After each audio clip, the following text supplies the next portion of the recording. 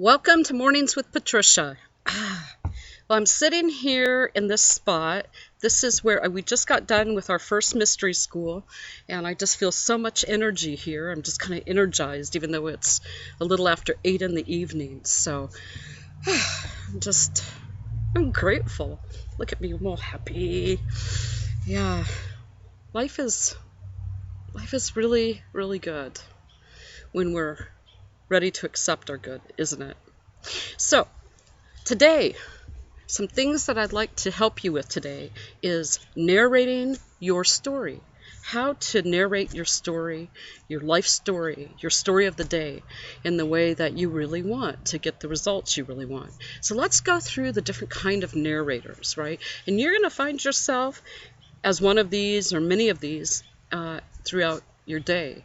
And then we'll concentrate on which one maybe you'd like to be. All right. So the first is the protagonist, right? And usually we're all the protagonist, and we're the main character. We're the hero or the heroine of our story. And and the protagonist, the world kind of revolves around us, right? The story kind of revolves around us. So that's the first one, is the protagonist and narrative style. The second narrative style you might think of as like a secondary character, okay? Someone who's close to the protagonist, but not the main hero. So if you're having a day where you're like, yeah, I'm not taking center stage today, I'm kind of close to someone who's taking center stage, that's what you're experiencing. The next one might be something like the third person, right? The third person, when you read a story, a third person is kind of like they're peering into the lives of all the characters in the book.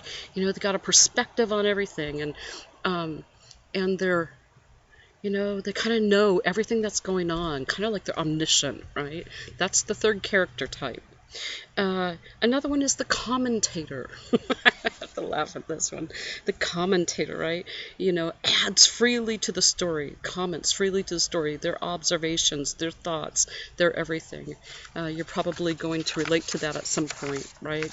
We've all been a commentator, narrator during the day. The interviewer. This is someone who has collected the details of the script or whatever's happening after it happened by, talking to the characters in the story. So if you've ever had one of those days where something's happened and then after the fact you go around and ask everybody what's their take on that, right? So you're getting all the input into what's happening, so you can be informed. The unreliable narrator.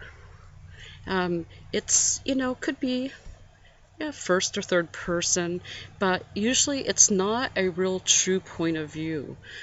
It's a kind of a misinformed point of view. You might have some biases around that, those sorts of things. And then the unknown character narrator, right? Someone who doesn't, how can I put this? So you as a narrator and the unknown character just pretend to be apart from the story, right? You can, refer to yourself as kind of almost a third person, whatever, but it's you're really kind of removed from the story, but you're not the unattached observer, which is another narrative style, and that's the one that we're kind of shooting for, right? But you can see through all these narrative types how you live your day. You're not a reliable narrator, you're the unknown character, you're the interviewer, you're the protagonist, you're a secondary character, you experience in the third person, you're the commentator, but very rarely are you the unattached observer? And that's what we want to focus on.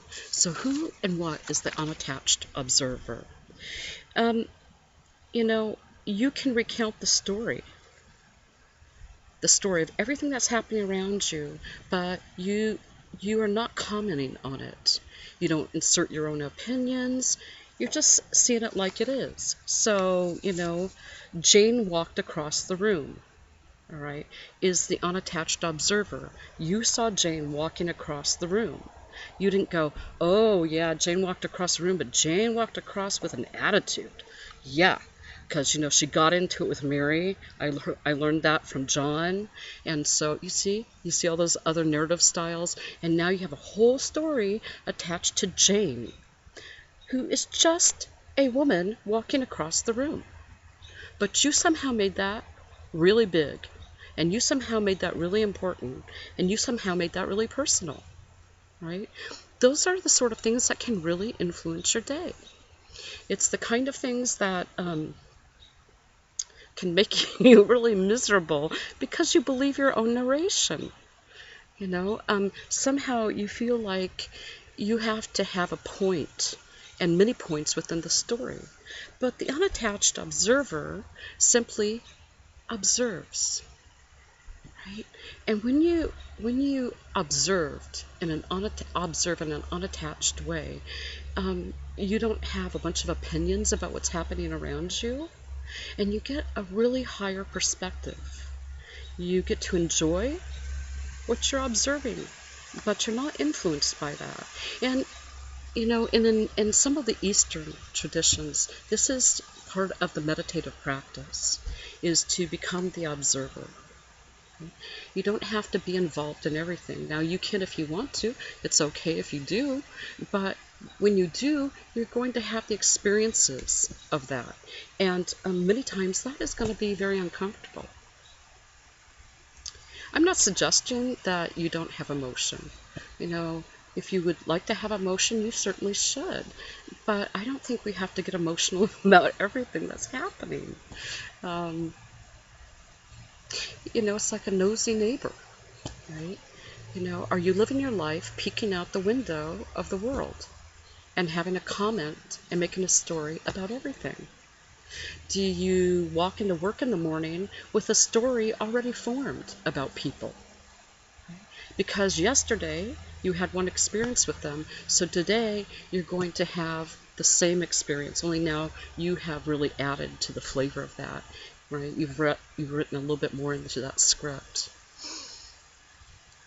What if you could meet people every day, in every circumstance, every day, right in the now, as if there were no history and no future with them? Can you imagine what that would be like? There couldn't be any more problematic people in your lives, could there? Because you're meeting them for the first time, every time. So you don't layer your experience with them with any story. In fact, in some ways, you might say you don't have any experience with them, which in some ways is really true, because how much experience actually exists outside your own thoughts and mind, right? What are they doing when people upset you? They're opening their mouth and sound comes out. I know what Shriyam says. I love this. He talks about this. If somebody, were to come up to you and they spoke a foreign language, the only way perhaps you could see that they were upset or had other emotions is by the expression on their face. But they could be saying things to you without any expression, and it could be really hurtful, and you would never know because you don't speak the language. So the language of God, the language of the divine, is only the language of love. It's just sounds coming out people's mouths. It's just lips moving. And it's looking for a reaction. And if you are an unattached observer, you have one reaction, and that's love. And maybe delight, right? Maybe delight that they're moving their lips and sound comes out because you're meeting them for the first time. I used to say this a lot, and I still say it sometimes, when people, might do things that are not so great or say things that are not so great, I just go, interesting. Because it is interesting, right? It doesn't have to be upsetting. It doesn't have to be anything else. It can just be interesting. I'm looking at Bruce. We have a window on the other side here, and he's peeking at me and waving, right? So if I were to be the unattached observer, I could see this man looking out a window, making motions with his hand. But if I want to be attached narrator, I'd say, my goodness, that is a handsome man, and he's leaning out the window that appears to be my house, so he must be somehow related to me, and he's waving and smiling, which means, oh, he's happy to see me. You see all the story I've made up about that, and I just want you to notice, that right there, that just happened, right? And I just rolled with that happening because that was happening now, and I was able to bring that into what I'm talking about. And so now Bruce is going to move away from the window so I can finish with my mornings with Patricia. Yes, and so he is. But you see, it's just amazing what we make up in our daily life. And then because of the stories we make up, the way that we narrate our daily life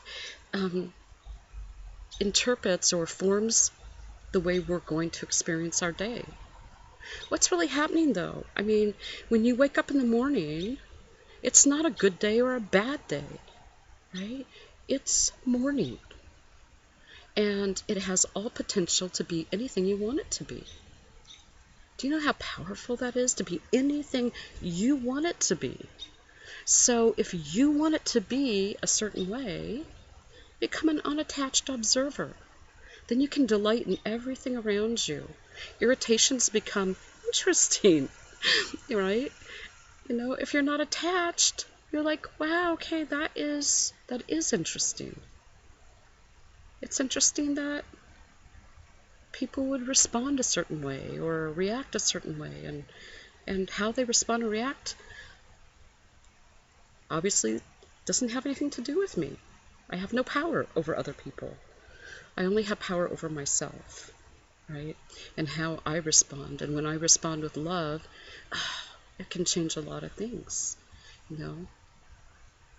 I have had some really big things happen in my life. And when I have responded with love, they really turned around. So we have that ability to narrate from a place of love and on attachment. Anything we want. We can start our mornings with joy. You have 2 feet on the ground. You're standing upright. And even if you're in a wheelchair, you're alive. It reminds me of the man, I can't remember what his name is. He doesn't have any arms or legs, and he goes around and he talks to students and everybody, and he shows how he uses his mouth to do everything and get around. And, he talks about being alive. That man is absolutely vital, full of life and energy. Right? If you want to have a bad day, don't have arms or legs. But what has he done? He turned it into something that's beautiful, right? So whatever you think your limitations are, make them your joys today, right? And remember, every day is a blank slate. It's neither good nor bad. It's, a day waiting for you to write up on it as the narrator of your own story. How you want it to go, who you want to be today. Okay. So happy Tuesday. It's getting on to later evening tonight. You can see the sky. Yeah. I'm happy to be with you. So, 1, 2, 3. Oh my God, I love myself. I love you. Have a great day. I'll see you tomorrow.